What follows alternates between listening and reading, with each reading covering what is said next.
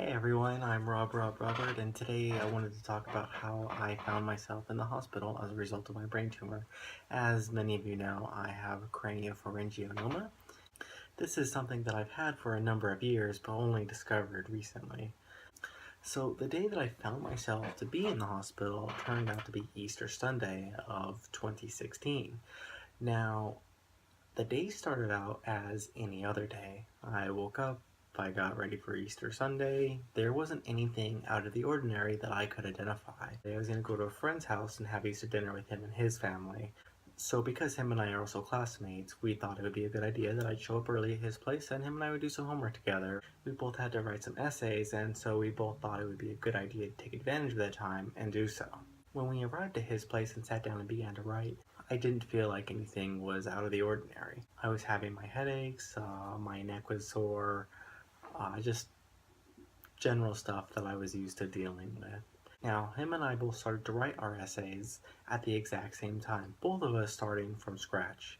As we both continued to write, I noticed that I was running about half as slow as he was. So when I had one page, he already had 2 pages. I had 2 pages, he's had 4 pages, basically. By the time he finished, I was only halfway done. Now this is something that didn't strike me as odd initially, and the reason for that is because I tend to be a slow writer. It takes me time for me to develop my thoughts and put down what I want to say on paper. So comparing myself to him, I kind of rationalized it. Well, he's a little faster writer than I am. He kind of knows the stuff a little bit better than I do, and it's really nothing to be concerned about. Now, once he actually finished his essay, and I still had more to write, I was pretty much done with writing. Yes, there was still more work to do, but with the hours that we had put in, I was just done. So him and I decided that we'd play some video games while we waited for dinner. So we decided to play some old school Mario Kart on his Super Nintendo. We sat down to play, and as I was controlling my character across the course, I noticed that I couldn't keep the character on the course. But I sort of chalked it up as to, well, I'm out of practice, I haven't played in a while, I'm not used to the controller anymore, and I dismissed it. So after that, we had dinner, all that good stuff, and I didn't notice anything else that was out of the ordinary. Until I arrived home at my dorm. When I arrived home at my dorm, some of my memory now gets kind of foggy. Some of it I don't remember at all. Some of it is in patches. Some of it's kind of what people have just told to me. So one thing that was told to me was that I was very excited to talk to my mom. This is kind of unusual for me. I'm not really a mama's boy. If I talk to her, great. If not, that's okay. It's kind of the attitude I've always had. I hope that doesn't sound harsh. But this particular day, I was really dying to talk to her, and apparently when we finally got to talk on the phone, we talked for quite a long time. I guess I didn't want to get off the phone. Eventually we got off the phone, and then I called my girlfriend and I started talking to her on the phone. Once I started talking to my girlfriend, I was doing the overly affectionate stuff again. Every other sentence I was telling her all the wonderful things that girls like to hear and all that good stuff. And that really started to freak her out. On top of that, somehow the talk of suicide came up, and I had no intention of killing myself or any desire to kill myself, but I was definitely having thoughts about it. Having these conversations with my girlfriend really scared her. So my behavior was completely out of character. This is not like me at all. It was very bizarre. So from here, things start to take a turn for the worst. Obviously not for the very worst, because I'm still here making this video. But my girlfriend was insistent that I get some kind of help. So it gets kind of hazy for me here, but here's what I think happened. This night, I actually called a suicide hotline to try and get some help and try and figure out what's going on with me. So while I had been doing that, my girlfriend had called a mutual friend of ours and alerted her of what was going on with me and how I was acting. Now she, who's a school psychologist and versed in mental health, gave me a call to try and figure out what exactly was going on. So she got me on the phone and she was asking me all kinds of questions about my suicidal thoughts, whether I'd taken any medication, whether I was drinking, etc. And at one point, she put me on with her husband, who I'm also good friends with. So I started talking to him, and apparently there were points of the conversation where I was getting irate and really upset.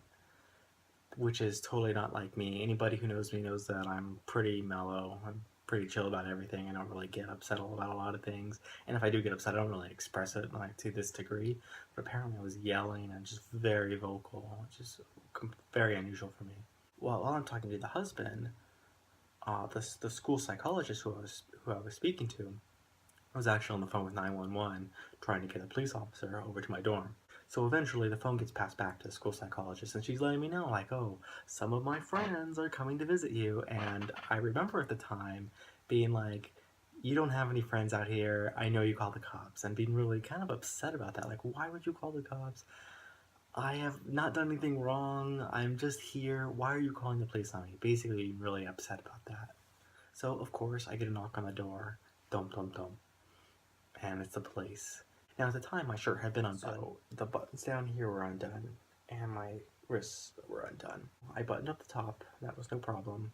I buttoned one of the buttons. I struggled to button it. Just lack of coordination. Couldn't do it. And then the other one, I just left undone because I could not get it for the life of me. So I opened that door to the cops, talked to them, and they determined that it's best for them to take me to the hospital to be evaluated and see what's going on. So I agreed they could take me to the hospital. They called an ambulance. It showed up, got into the ambulance, and they brought me to the emergency room. Now, when I was in the emergency room, things really get fuzzy for me. I was given papers to sign and I couldn't read them. And so what I ended up having to do was I had to have a nurse sit down and actually read it to me. Now, once I got through all the paper signing, of course, now the hospital wanted to diagnose me and figure out what was going on. First thing that happened to me was they did a CAT scan on me. Now, this CAT scan came back inconclusive, which meant they had to do an MRI to try and figure out what exactly was going on in my brain. Between all this, I've been texting my family and more or less letting them know what was going on. As the texting continued, my words became more and more incoherent. I think my final text message of that night was, "To come in peace, we must bring burritos." Now, I have no idea what I was trying to say or what happened, but I was off the chart, off the register, off the reservation. You name it, I was gone. So after they did the CAT scan, they did the MRI, and that's when it came back that I have this brain tumor with a massive cyst growing on it. So part of me felt really relieved just to know, oh, that's what's going on. That's why these headaches are here. I felt really great about knowing that.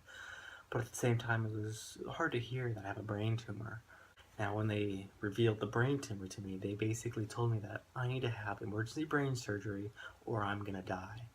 And for me, hearing that at the time was, fine, no problem, just do it. And I don't think I was in a state of mind where I could be scared. It was just, oh, this is what's happening. This is the solution. Okay, let's do it. That was kind of my approach to it and kind of how I felt about it.